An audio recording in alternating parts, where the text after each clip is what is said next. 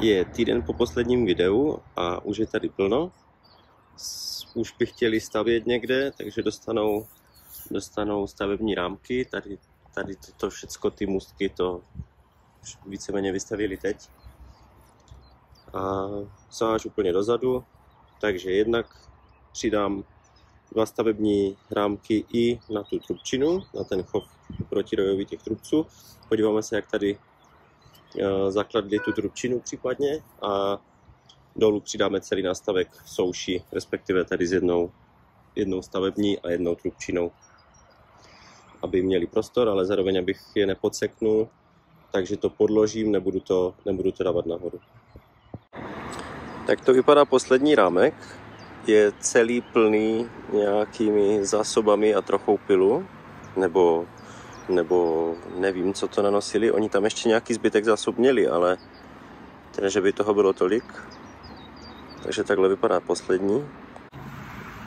Toto je nejzadnější trubčí rámek. A už jsou v něm vajíčka, tady pod tímto úhlem to není vidět. Není to celé, je to možná ze 2/3 zavajíčkované. Někde jsou už larvičky a tam už je ten další trubčí. Tady je druhý trubčí rámek odzadu, ten je až po okraji tam zakladený. Mezi tím je nějaká sladina, pil. Tak to je na tom dělníčí plot a jdu se podívat potom úplně na ten nejpřednější, to přeskočím, trubčí rámek. Takže změna, to nebyl trubčí rámek, byl to normálně dělníčí rámek, takže ta poznámka je špatně, takže jsem to trochu změnil. Tady ten méně zakladený trubčí rámek, co je vzadu, ten půjde na tuto pozici a tady odeberu zezadu 2 nebo 3 plásty, které jsou ještě se starými zásobami, to tam nechci. A stejně tak ze spod ty rámky, kde byla ještě troška zásob, jsem dal pryč. Tady jsem nechal jeden stavební, druhý stavební a tím pádem by tam měly být ty 4 rámky, které by tam měly se zase za tu sezónu 2krát zanést, zaklást a vylíhnout. Takže to teď jdu přeložit. Takhle to teď vypadá. Nemám to teda úplně na plný počet plastů, takže tam ještě dodám, tady už bych mohl dodat klidně i mezi stěny.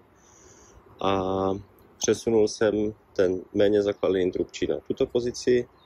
Ten zakladený trubčí lépe je až tady.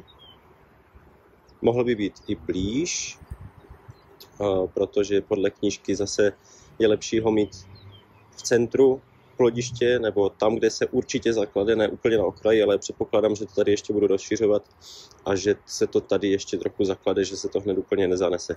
Případně dole jsou další 2 rámky stavební a tam by měli vytvořit tu trubčinu a pomalu se tam stáhnout. Dal jsem pryč ty zásobní rámky, to jsou ty, které mi tady teď chybí.